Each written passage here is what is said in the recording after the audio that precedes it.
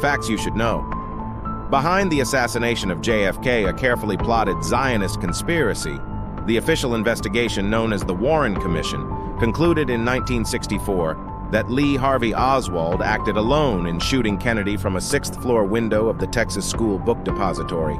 But that's unbelievable even to a small child, because Oswald was shot by Jack Ruby in the basement of the Dallas Police Headquarters. Ruby have claimed that he shot Oswald out of grief and anger over Kennedy's death, and the official account maintains that Oswald acted alone in killing Kennedy, and Ruby acted alone in killing Oswald.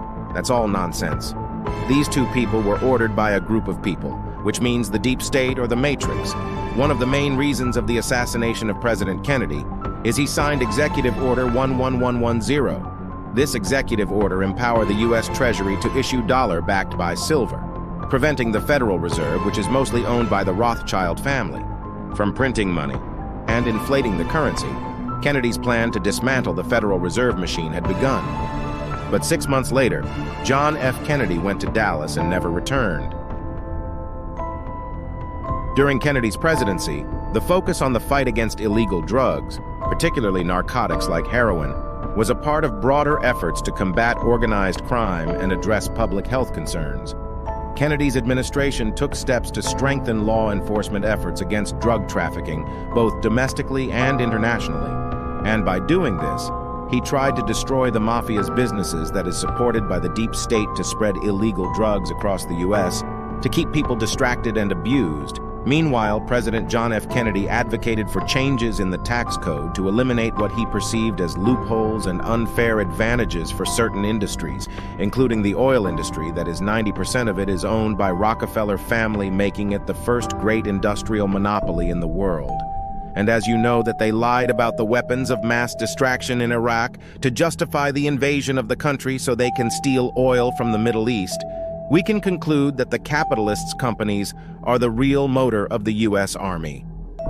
In a speech before the Economic Club of New York on December 14, 1962, Kennedy addressed the need for tax reform and called for closing loopholes that allowed some corporations to avoid paying their fair share of taxes. Kennedy argued for a more equitable tax system, stating that some businesses were using accounting innovations and devices to minimize their tax obligations. He sought to close these loopholes to ensure that all businesses paid their fair share and to generate additional revenue for the government.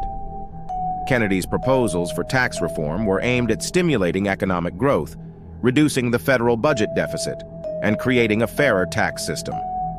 While his tax reform agenda faced opposition in Congress, elements of it were later incorporated into the Revenue Act of 1964, signed into law by President Lyndon B. Johnson after Kennedy's assassination.